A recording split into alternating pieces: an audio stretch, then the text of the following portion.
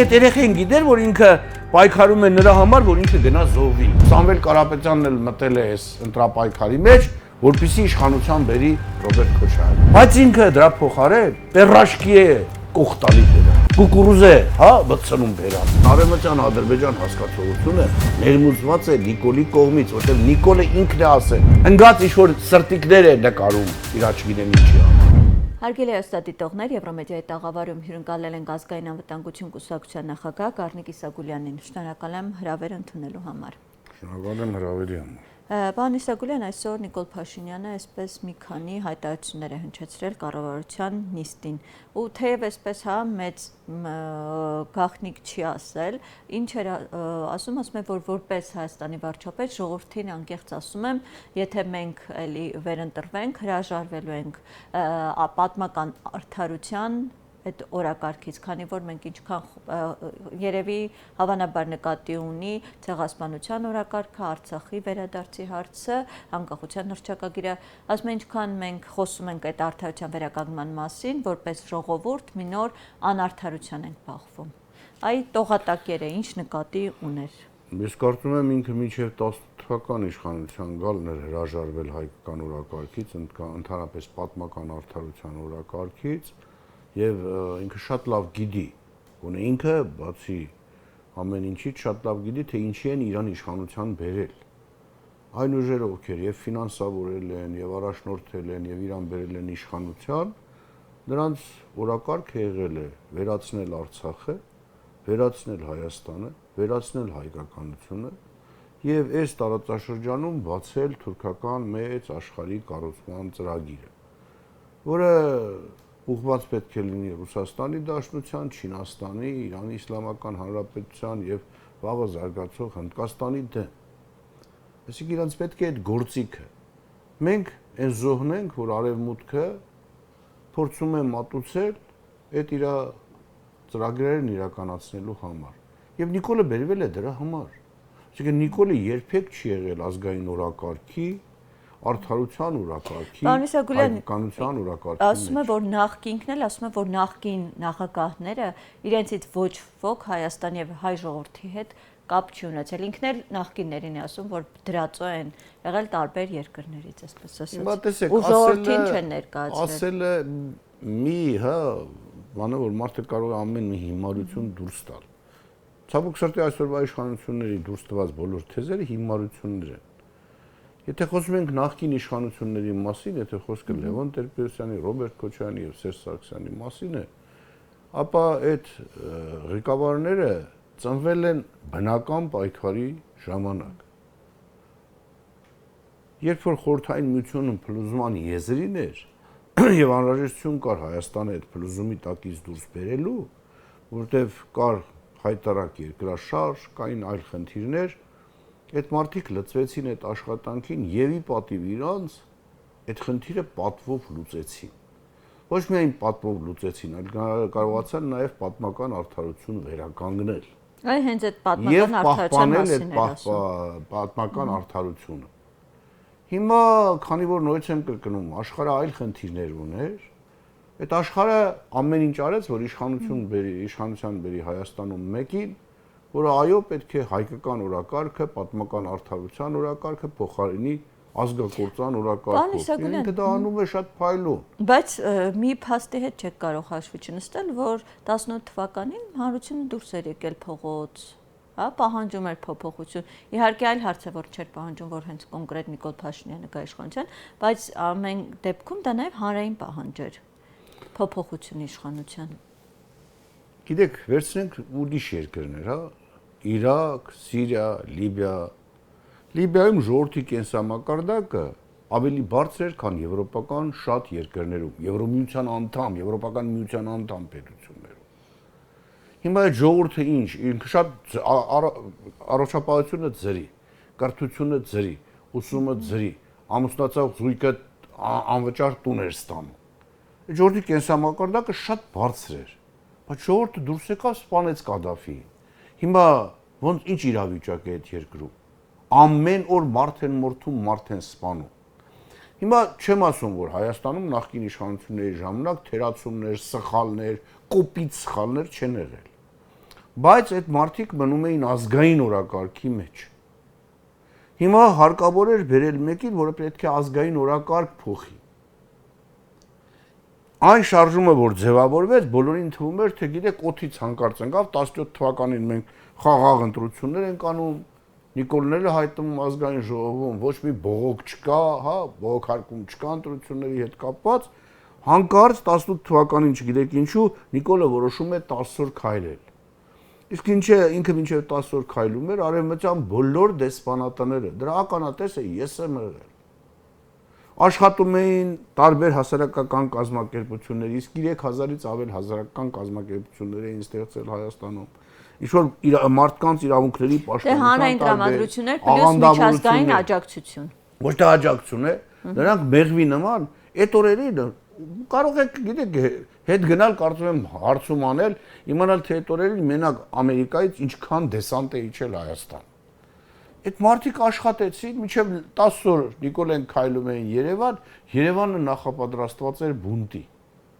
Ես օրինակներ եմ բերում հաճախ, սինոպսիսը։ Ինչի կհավատացեք, որ այդ մարդկանց դեմ ես ոչինչ չունեմ, բայց գոնե լինելով նախագահի խորհրդական հաճախ մասնակցելով միջոցառումների, որտեղ ասենք այդ մարդիկ էին մասնակցում, նրանք թույլ չէին տալի, որ մենք հանկարծ նախկին նախագահների եւ Սերժ Սարգսյանի մասին բաժակ բարձրացնեինք, հա։ Իրանք էին առաջինը ոտնի կանգնում, ճառում։ Հետո երբ որ ես տեսա, որ Արշակունյացը առաջինը իրանք են փակում, ինձ համար ունեք տարօրինակ հարց էր առաջացել, լավ, ո՞նց։ Եվ իմ հետ հարցին ո՞նց, ասին որ հրահանգ ունենք, ումից։ Իրանց տերերից Միացյալ Նահանգներում։ Այդպես բոլոր աղանդավորական շարժումներ։ Հիմա նայեք, հայ առաքելական Սուրբ եկեղեցին զրկված է հերոստատեսությամբ հանդես գալու իրավունքից, կյանքի խոսքը հիմա Հայաստանում 3 հեռարձակվող հեռուստականալ ունենք, որոնք կյանքի խոսքը ամեն օր եթեր են տալի, ամեն օր ժամ ունեն։ Հիմա պատկերացրեք այդ մարդիկ էլ ունեն, հա, ներգրավում են տասնյակ հազար, 100,000 մարդկանց իրանց շարքերը։ Ու իրանց այսպես կոչված առաջնորդի հրահանգը իրանց համար օրենք է։ Նրանց համար հայրենիք չկա, ազգություն չկա, ոչինչ չկա։ Կա իրանց հովիվ է կոչվում, ինչ ծարումար է կոչվում, դրա հրահանգը։ Բնականաբար այդ պայմաններում առաջացնել նման շարժում, իսկ երիտասարդությունը շատ-շատերը ոչինչ ցավոք սրտի չէին հասկանում, թե ինչ է տեղի ունենում։ Եվ գիտեք ինչ կա տարօրինակ, ես ուսումնասիրություն եմ հետո անցկացրել, որ այն դպրոցականները, բարձր դասարանի աշակերտները, տղաները, ովքեր ճանապարհներ էին փակում, դրանցից շատերը 20 թվականի 44-օրյա պատերազմի զոհ գնաց։ Ցավալի իրողություն, բայց իրողություն է, բայց այսինքն այդ երեխեն գիտեր, որ ինքը պայքարում է նրա համար, որ ինքը գնա զոհվի։ Բնականաբար ոչ։ Այսինքն այդ ներքին մղում չէր, ներքին շարժում չէր։ Դա ժողովրդական ապստամբություն չէր։ Պարոն Իսագուլյան, 21 թվականի այլ իրողություն էր պատերազմից հետո այդքան թույլ դիրքերում, ինչպես ընդդիմություններ ասում, իշխանությունը փողոցում էսպես դրած է։ Բայց էլի ժողովուրդը ու հենց շատ հաճախ շատ սա են օրինակ բերում, ասում են մենք տվեցինք իշխանությունը, ժողովուրդը գրքին մեզ հետ տվեց։ Մտածեք, ես դրան համաձայն չեմ, բայց այդտեղ կա մի շատ ցավալի իրողություն, որ մեր ընդդիմադիր դաշտի այսպես կոչված էլիտան չի կարողանում գիտակցել կամ չի կարողանում գտնել այն բանաձևը, որով պետք է պայքարել Նիկոլի դեմ։ Օրինակ հիմա էլ 26 թվականի ընտրություններին ընդառաջ նույն սխալը կրկնում է։ Նույն սխալը, որ արեցին 21 թվականին։ Տեսեք, մարդը կարող է ինչ-որ շրջանում իր ղեկավարության շատ լավ աշխատի, ամեն ինչը շատ լավ լինի, խնդիրներ չառաջանան եւ այլ, բայց մենք չենք որոշողը, թե ինչու ժողովուրդը ինչ-որ մարդկանց նկատմամբ լցված է հակակրանքով։ Եվ եթե մարդ, ով գիտի, որ իր պարագայում այդ հակակրանքի աշճանը այնքան բարձր է, որ իր պարագայում ցավոք սրտի ժողովուրդը կարող է ձայն տալ մեկ ուրիշին, որին էլի տանել չի կարողանում, բայց որի նկատմամբ այդքան մեծ հակակրանք չունի։ Կա մարդ, որի նկատմամբ կա անուղղելի հակակրանք։ Հիմա երբ որ ուզում ես այդ մարդկանց բացատրել, որ ձեր ցավը տանեն, մենակ ձեր անունը հերիք է, որպեսզի մենք Նիկոլի համար ապահովենք հաղթանակ։ Սա դիտարկում են, որ դուք ոնց կարելի է, մեզ քննադատում եք անտեղի, մեր տարիները, բայց մեր ապրած կյանքը կապ չունի։ Հիմա այսօր խորհրդարանի աշխատանքներին ես հետևում եի։ Դուք տեսեք, ամեն ինչ անում են, որպեսզի իշխանության համար թիրախ լինի։ Ցավոք սրտի, ես շատ հարգում եմ այդ մարդուն։ Երկրորդ նախագահ Ռոբերտ Քոչարյանը։ Ռոբերտ Քոչարյանի թիմի համար թիրախ լինի Նիկոլ Փաշինյանը։ Այսինքն ժողովրդին ցույց են տալի, չէ՞ որ սա եւ սրա միջև է ընտրություն տեղի ունենում։ Նույնիսկ ուժեղ Հայաստանը, Սամվել Կարապետյանը, կարծեք փորձում են ամեն ինչ անել, որ Սամվել Կարապետյանն էլ մտել է այս ընտրապայքարի մեջ, որպեսզի իշխանության բերի Ռոբերտ Քոչարյանին։ Չնայած իրանց համակարգողը բազմաթիվ անգամներ հայտարարում են, հիմա ոնց բացատրես այդ մարդկանց, ցավոք սրտի դժվար է, որ ժողովուրդ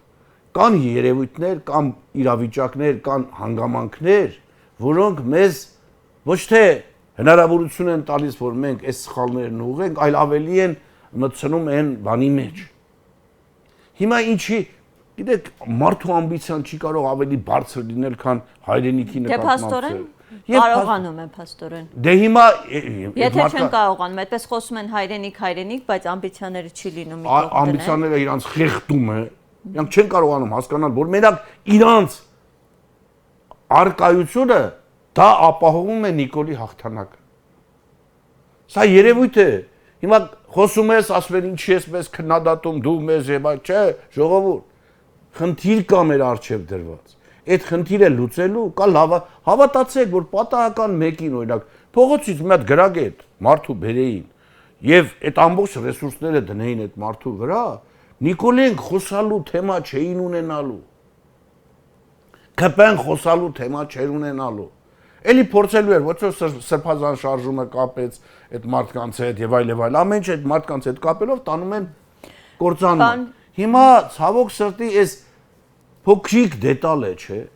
բայց դա հասկանալը, երբ որ մարդու ամբիցիան իրան խեղդում է, շատ դժվար է։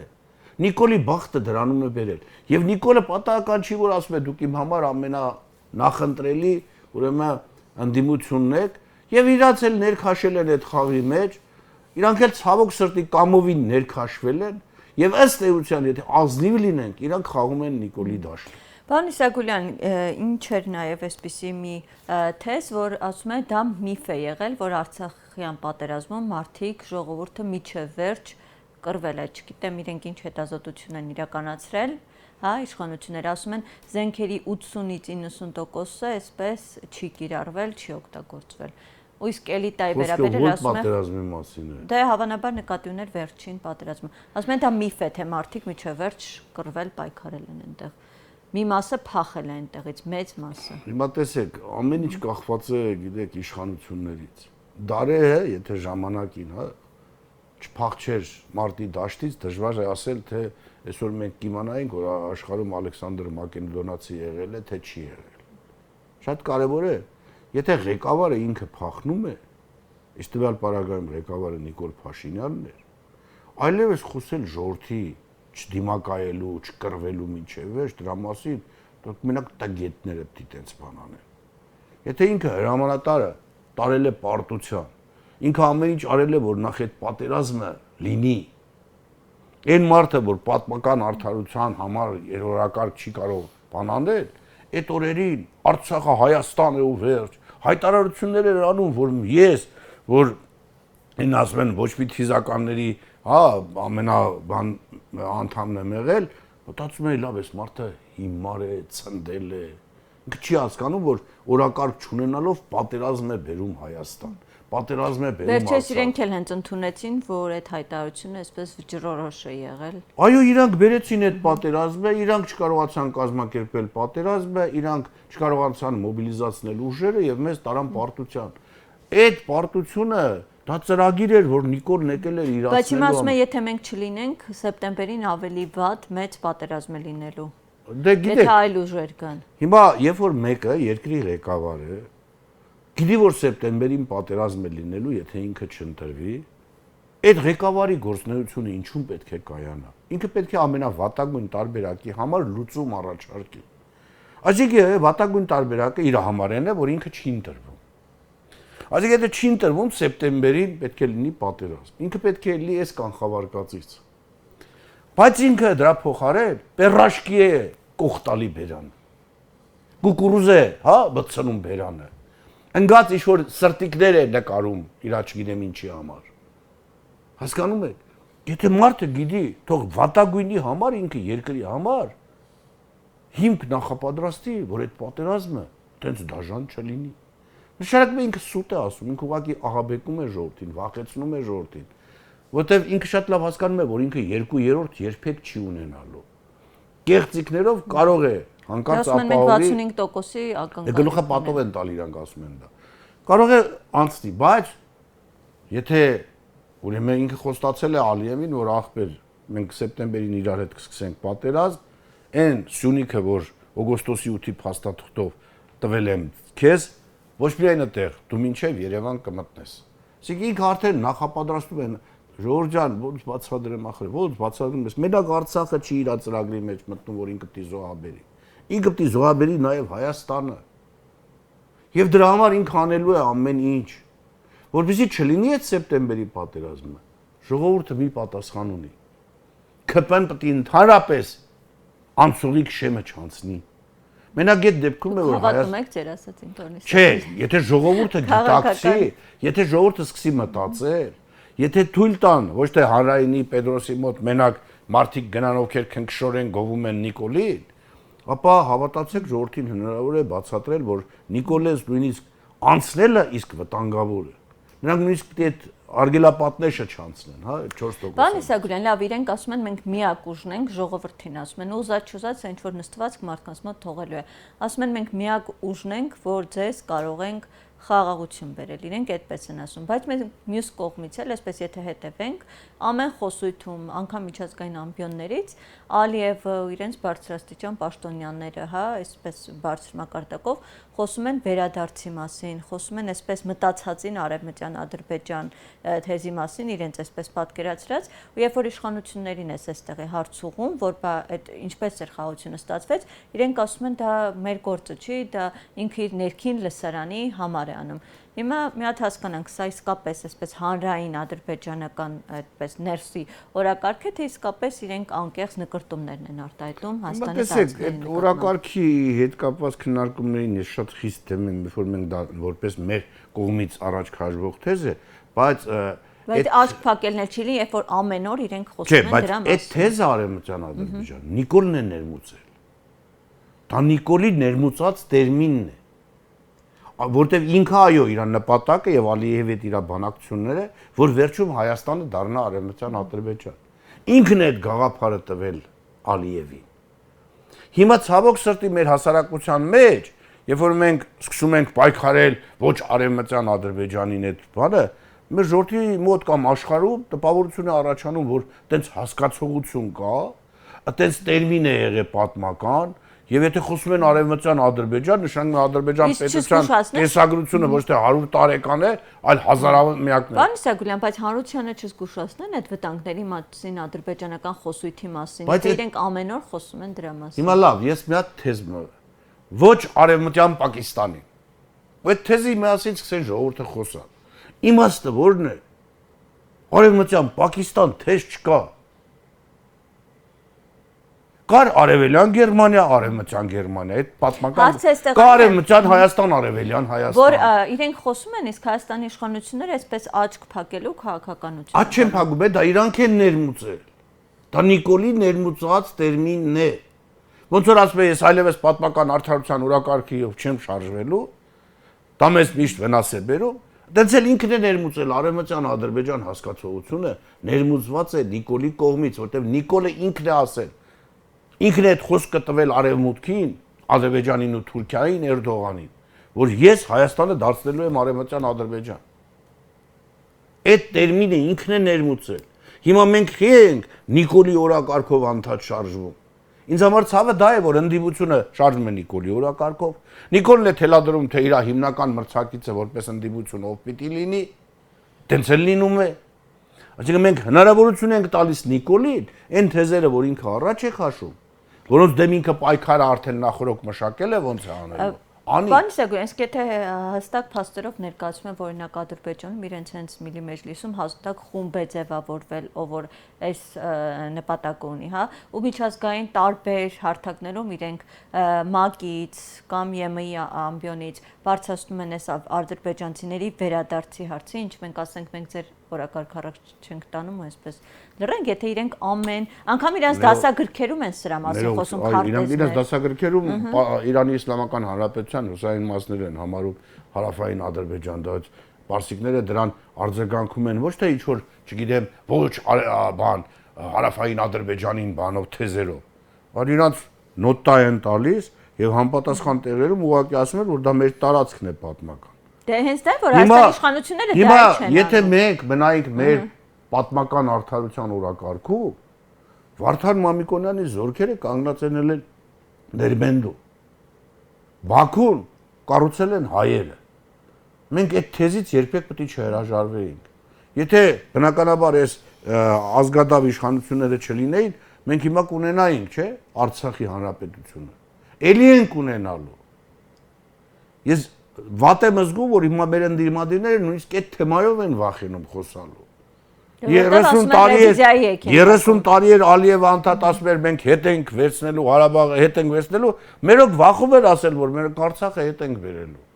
Միանշանակ հետ ենք բերելու, եթե Նիկոլը չլինի ու առանց պատերազմի։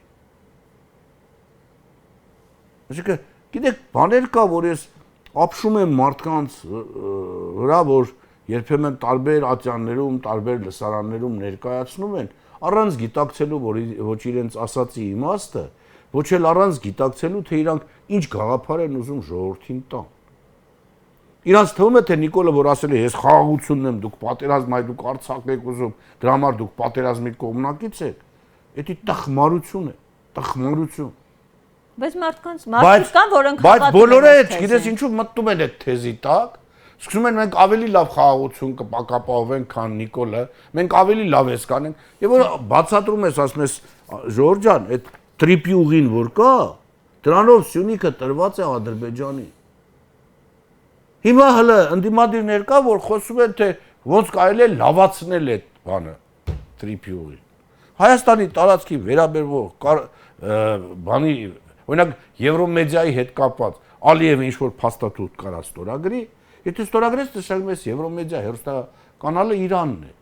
Եթե Սյունիքին վերաբերող փաստաթղթում կա Ալիևի ստորագրությունը, ինչի համար է Հայաստանի տարածքին վերաբերող փաստաթղթում դրված Ալիևի ստորագրությունը։ Որևէ մեկը այդ հարցի պատասխանը ինձ տալիս է, չէ, բայց վախենում են ասել, որտեղ ոնց Ամերիկայի Միացյալ Նահանգները կնեղանան, մեր ընդ գտնվող փողերը մեր ձեռից կտանեն, հա, այստեղ ամերիկյան դեսպանատունը կսկսի մեր դեմ աշխատել, մենք չենք կարա ուրեմն ընտրություններին մասնակցենք, Նիկոլին կասեն դրանց չգրանցես։ Ցավոք սրտի, այս տրամաբանությամբ, այս հոգեբանությամբ մենք նույն կերպ ուզում ենք պայքարել Նիկոլի դեմ, չի ստացվելու։ Հիմա կան նոր ուժ, ես անդադ նոր ուժը հիմա շատ լուրջ վրիպումներ է անում, շատ լուրջ վրիպումներ։ Որ ուժի մասին է խոսքը։ Ուժեղ Հայաստան։ Բայց այդ հիմա միակ ուժն է, որի հետ կապված այն թեզերը, որ ասում են մյուս ընդդիմադիրների հետ կապված, չեն կարող ասել։ Հիմա ամեն մեկը տեղից զարթում է, մեկ մեզ գրանցվեց որպես, եթում ենք ընտրության, նա էլ առաջնորդի անուն են ասում, որ հավքնիր թեվով ոցնիր պորտով այդ կարաս քննադատես, ինչ ասես։ Բայց մտածում ես արելի պետք է ասեն, ահա Իսագուլյանը ընդդիմադիրներին քննա։ Արա խեք դաշտը փչացնում։ Ինչ եք դաշտը փչացնում, դուք ինչ ընդդիմադիր արա։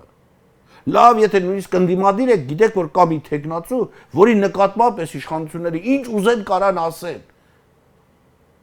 Եվ կարան ասեն նույնիսկ փաստարկված, արա մի արեք այդ բանը։ Մի արեք։ Այսինքն ընդդիմության դաշտում կան ականներ ասեմ, մարդիկ ովքեր չեն գիտակցում, մարդիկ խեղդում է իր ամբիցիան, հա։ Եվ այդ կարգի մարդկանց հետ Նիկոլը շատ լավ մանիպուլյացիոն աշխատանք է տանում ու անդադ ընդդիմությունը հայտնում է մի վիճակում, որ ստացվում է, թե ոչ այդ աշխատանքը։ Ստացվում է ցավոք։ Հիմա դրա համար մեր խնդիրը երևի վերլուծաբանների, քաղաքագետների, նրանք ովքեր մտածում են Հայաստանի ու հայության մասին, պետք է արդեն թիրախավորեն, հստակ ասեն, թե ով ինչ ծառայություն է մատուցում Նիկոլ Փաշինյանին, եթե այս իրավիճակում չի կարողանում ճիշտ կողմնորոշվել։ Սա մենք հասել ենք այդ վիճակին։ Ցավոք սրտի եւ կարծում եմ այդ էքսկյուզենայի որ հենց Եվրոմեդիան, որը շատ լավ դիսկուրսներ է կազմակերպում, այդ կարգի հարցերի շուրջ դիսկուրսներ հնարավորինս փորձում ենք պարբերաբար հաճախակի կազմակերպել։ Չէ, բայց մարդիկ ովքեր քնքուշ չխոսան, էլի, քնքուշ խոսացողների նկատմամբ ես մի քիչ արգահատալից վերաբերմունք ունեմ։ Մարդիկ ովքեր չեն վախենա ճշմարտությունն ասել են մարդկանց աչքերին, ում հետ գտնվում են շատ լավ հարաբերությունների մեջ։ Ընկերական, չգիտեմ, ոչ ընկերական, բայց ճշմարտությունը պետք է ասել իրար։ Քանի մենք մեր ճշմարտությունը մենք մեր մեջ չենք խոսում, ժողովուրդը դա տեսնում է, որ մենք վախենում ենք ասել ճշմարտությունը։ Իսկ դա Նիկոլին մեծ կոզր է տալի, որովհետեւ ինքը այս բանավեճերում կարողանա հաղթող դուրս գալ։ Շնորհակալ եմ պարոն Իսագուլյան զրույցի համար։ Հարգելի հեռուստադիտողներ, մենք զրուցում ենք ազգային անվտանգություն կուսակցության նախագահ Գառնիկ Իսագուլյանի հետ։ Շնորհակալ եմ հետևելու համար եթերին։